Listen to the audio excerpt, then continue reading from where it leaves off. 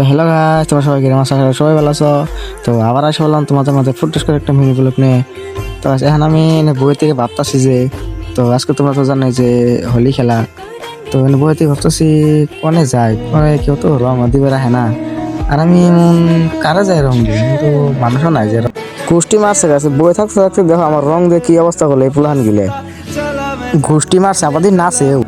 তো গাইস ভাবনা চিন্তা করে দেখে রে, তখন আমি আমার বন্ধু মিলে বাড়ি গেলাম বা কোনো এক জায়গায় ঘুরতে। জাস্ট গাড়িতে নামলাম, নামি নিয়ে একটা লক পাইছি।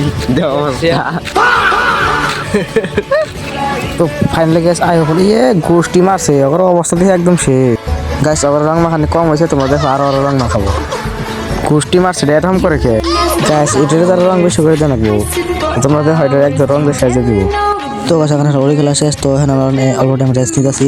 এই গোষ্ঠী মারছে আমার দেখে কালা বিলের মতন দেখা যেতেছে আমার। তো গাছ আজকে ব্লগটা এখানে আসলে তো ভালো লাগে, লাইক কমেন্ট শেয়ার করে দেবো, বাই বাই।